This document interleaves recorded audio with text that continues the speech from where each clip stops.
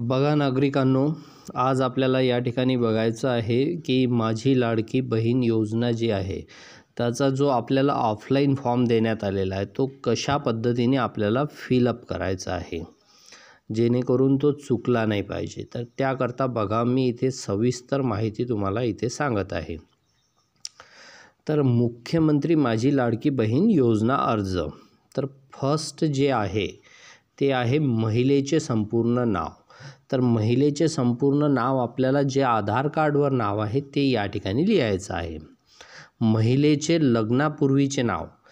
महिलेचं जर लग्न झालेलं असेल तर तिचं लग्नाआधीचं नाव तिच्या टीशीवर आपल्याला मिळते, तर ते टीसीवरचं जसंच्या तसं नाव इथे लिहायचं आहे.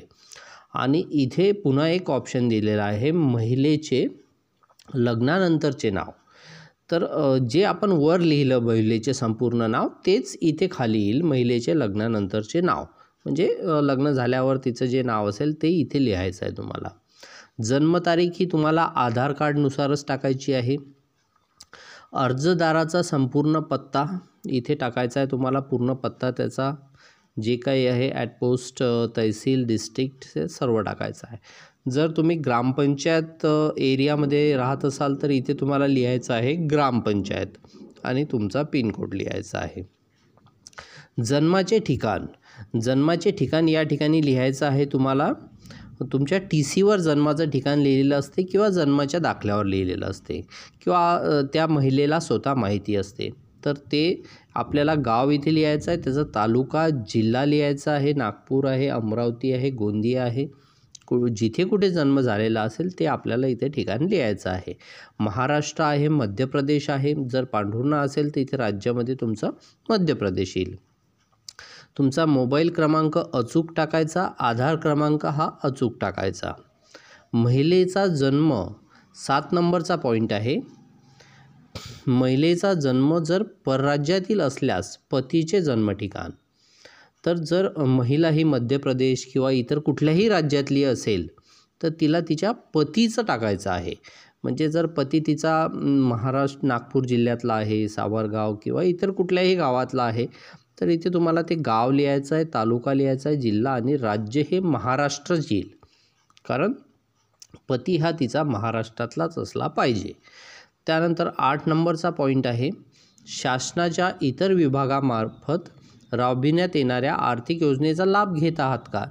जसं संजय गांधी निराधार योजना किंवा इतर कुठल्याही योजनेचा तुम्हाला लाभ मिळत आहे का. जर नाही तर इथे तुम्हाला नाही शब्द लिहायचा आहे. इथे नाहीवर टिक करायचं आहे. आणि जर मिळत असेल तर त्याचं मानधन तुम्हाला इथे लिहायचं आहे. वैवाहिक स्थिती. तुमचं जर लग्न झालेलं असेल तर इथे विवाहितवर टिक करा आणि लिहा. घटस्फोटित आहे, विधवा असेल तर विधवा लिहू शकता. परित्यक्त्या, निराधार असेल निराधार लिहू शकता. अविवाहित असेल, जे 21 वर्षाच्या वरच्या मुली आहे, जे अजूनही शिक्षण करत आहेत, तर त्या अविवाहित इथे टिक करू शकतात. त्यानंतर 10वा पॉईंट आहे, अर्जदाराचे बँक खाते असलेल्या बँकेचा तपशील. तर तुमचं जे अकाउंट आधार कार्डला लिंक आहे ते अकाउंट इथे तुम्हाला टाकायचं आहे. पोस्ट बँक असेल तरी चालते, इंडिया बँक ऑफ इंडिया चालते, परंतु जे आधारला लिंक आहे ते तुम्हाला इथे टाकायचं आहे. बँकेचे नाव, खाते क्रमांक आणि खातेधारकाचे नाव आणि IFSC कोड इतकं तुम्हाला या ठिकाणी टाकायचं आहे. त्यानंतर 11वा पॉईंट आहे, आपला आधार क्रमांक बँक खात्याला जोडले आहे का. बघा, मी आताच तुम्हाला सांगितलं, तर आपला आधार नंबर जो आहे तो बँक खात्याला लिंक असणे आवश्यक आहे. तर इथे होय करायचं आहे. जर नसेल तर लगेच तुम्ही बँकेमध्ये जाऊन ते लिंक करून घ्या.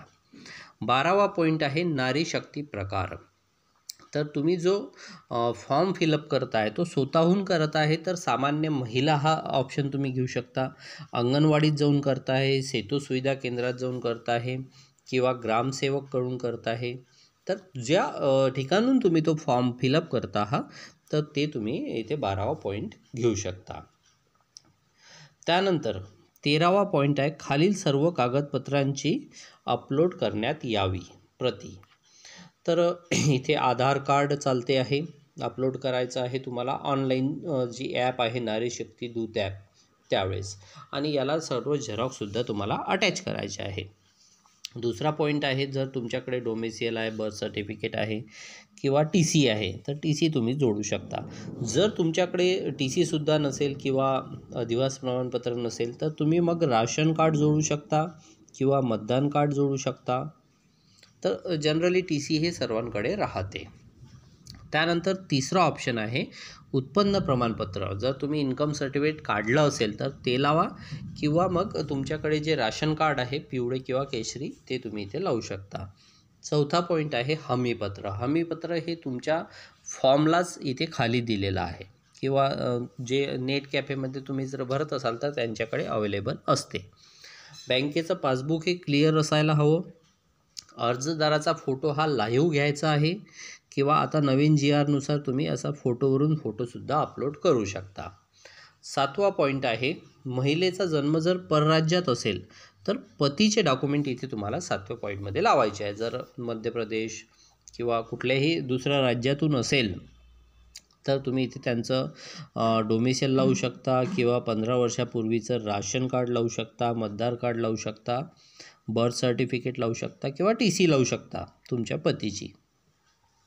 आणि अर्जदाराने सदरचा अर्ज परिपूर्ण भरल्यानंतर संबंधित अंगणवाडी केंद्रामध्ये जमा करण्यात यावा. बघा, हा महत्त्वाचा पॉईंट आहे. तुमचा फॉर्म फिलअप झाल्यानंतर तुम्हाला अंगणवाडी केंद्रामध्ये नेऊन द्यायचा आहे. त्यानंतर बघा, एक फार महत्त्वाची गोष्ट या ठिकाणी आहे ते म्हणजे अर्जदाराचे हमीपत्र. आता बरेचसे लोक यामध्ये चुका करत आहे की हमीपत्र जे आहे ते जुनं वापरत आहे. तर बघा, नवीन हमीपत्र आलेलं आहे ज्यामध्ये हे 10 पॉईंट्स दिलेले आहेत. तर हे नवीन हमीपत्र तुम्हाला अपलोड करायचं आहे, अंगणवाडीत द्यायचं आहे आणि वाचून घ्यायचं आहे आणि तुमच्या आवश्यकतेनुसार तिथे तुम्हाला टिक करायचं आहे. बघा, इथे टिक करण्यासाठी एक छोटासा बॉक्स दिलेला आहे. तर आज आपण हे हमीपत्र इथे समजून घेऊया. माझ्या कुटुंबाचे एकत्रित वार्षिक उत्पन्न हे 2.5 लाखापेक्षा अधिक नाही. तर ह्या पहिल्या ऑप्शनवर आपल्याला टिक करायचं आहे. कारण जर तुमचं 2.5 लाखापेक्षा अधिक नसेल, जनरली शेतकरी जे लोक आहे त्यांचं तर नाहीच आहे, म्हणून सर्व शेतकऱ्यांसाठी हा पहिला ऑप्शन येईल. त्यानंतर दुसरं आहे, माझ्याकडे उत्पन्न प्रमाणपत्र नसल्याने मला पिवळे केशरी रेशन कार्ड आधारे उत्पन्न प्रमाणपत्रात सूट देण्यात यावी. तर हा नवीन पॉईंट या GR मध्ये आलेला आहे. तर जर तुमच्याकडे इन्कम सर्टिफिकेट नसेल, फक्त राशन कार्ड जर तुम्ही जोडत आहात, तुम्ही कोणतं डॉक्युमेंट जोडता, तर तुम्हाला इथे दुसऱ्या सेकंड पॉईंटवर क्लिक करायचं आहे. तिसरं आहे, माझ्या कुटुंबातील सदस्य आयकरदाता नाही. आयकरदाता म्हणजे इन्कम टॅक्स रिटर्न, ITR. तर ITR जर तुमच्या परिवारामध्ये कोणी भरत नसेल तर तुम्हाला इथे टिक करायचं आहे. जसं शेतकरी लोक सहसा आयकरदाता राहत नाही. त्यानंतर चौथा पॉईंट आहे, मी स्वतः किंवा माझ्या कुटुंबातील सदस्य नियमित कर्मचारी म्हणून सरकारी विभाग, भारत सरकार किंवा राज्य सरकारच्या स्थानिक संस्थेमध्ये कार्यरत नाही आणि सेवा निवृत्तीनंतर निवृत्ती वेतन घेत नाही. म्हणजे इथे गव्हर्मेंट नोकरीवाले किंवा पेन्शनवाले चालत नाही. त्यामुळे या ऑप्शनवर तुम्हाला टिक करायचं आहे. त्यानंतर आहे, मी बाह्य यंत्रणेद्वारे कार्यरत असलेली कर्मचारी, स्वयंसेवी, कामगार, कंत्राटी कर्मचारी असून माझे उत्पन्न 2.5 लाखाच्या कमी आहे. तर इथे सुद्धा तुम्हाला टिक करायचं आहे. तर इथे बघा, टिक करायचं आहे, परंतु जर तुम्ही कर्मचारी, कार्यरत असलेले कर्मचारी जर असाल किंवा कंत्राटी कर्मचारी असाल तरच तुम्हाला या ठिकाणी टिक करायचं आहे. जर नसाल तर तुम्हाला टिक करायची गरज नाही. त्यानंतर आहे, मी शासनाच्या इतर विभागामार्फत राबविण्यात येणारा दरमहा 1500 किंवा त्यापेक्षा अधिक रकमेचा आर्थिक योजनेचा लाभ घेतलेला नाही. तर इथे सर्वच जण टिक करू शकतात, कारण कोणीही लाभ घेतलेला नाही. ज्यांनी लाभ घेतला आहे त्यांनी इथे टिक करायचं नाही. त्यानंतर नेक्स्ट पॉईंट आहे, माझ्या कुटुंबातील सदस्य माजी खासदार, आमदार नाही. तर इथे सर्व शेतकरी वर्ग टिक करू शकतात, माझ्या कुटुंबातील सदस्य हे माजी खासदार, आमदार नाही. त्यानंतर नेक्स्ट पॉईंट आहे, माझ्या कुटुंबातील सदस्य भारत सरकार राज्य सरकारच्या बोर्ड कॉर्पोरेशन उपक्रमाचे अध्यक्ष उपाध्यक्ष सदस्य नाहीत. तर इथे सुद्धा सर्वजण टिक करू शकतात. नेक्स्ट पॉईंट आहे, माझ्याकडे किंवा माझ्या कुटुंबातील सदस्यांच्या नावावर 4 चाकी वाहने नाहीत. जर तुमच्या घरी 4 चाकी वाहन असेल तर तुम्ही इथे टिक करू नका, कारण चुकीचं हमीपत्र आपल्याला भरायचं नाही आहे. जर तुमच्याकडे वाहन नसेल तर तुम्ही या ठिकाणी टिक करू शकता. शेवटचा पॉईंट आहे 10वा, माझ्या कुटुंबात एकापेक्षा जास्त अविवाहित महिलेने या योजनेचा लाभ घेतलेला नाही. तर ही नवीनच योजना आहे, त्यामुळे इथे सर्वजण टिक करू शकतात. माझ्या कुटुंबात एकापेक्षा जास्त अविवाहित महिलेने या योजनेचा लाभ घेतलेला नाही, इथे तुम्हाला टिक करायचं आहे. त्यानंतर इथे तुम्हाला डिक्लेरेशन दिलेलं आहे आणि त्यानंतर इथे अर्जदाराची सही व नाव, इथे तुम्हाला अर्जदाराची सही करायची आहे आणि खाली अर्जदाराचे नाव लिहायचे आहे. त्यानंतर मध्ये हा तुम्हाला स्कॅन करून अपलोड करायचा आहे आणि अंगणवाडीमध्ये तुम्हाला हा फॉर्म द्यायचा आहे, अर्जदाराचे हमीपत्र. त्यानंतर तुम्हाला इथे जी खालची अर्जाची पावती आहे ती तुम्हाला तिथून मिळेल आणि एक नोंदणी क्रमांकसुद्धा या ठिकाणी मिळेल. तर या टाईपचं हे हमीपत्र आहे. मुख्यमंत्री माझी बहीण लाडकी योजना याचे अचूक फॉर्म जो आहे ऑफलाईन तो फिलअप करायचा आणि ऑनलाईन करून तो अंगणवाडीमध्ये तुम्हाला द्यायचा आहे. या पद्धतीची ही प्रोसिजर आहे. लवकरच याची यादी जाहीर होणार आहे, पात्र आणि अपात्रची यादी जाहीर होणार आहे. तर अशाच माहितीकरता आपल्या चॅनलला विदर्भ कम्प्युटर एज्युकेशन सबस्क्राईब करून ठेवा.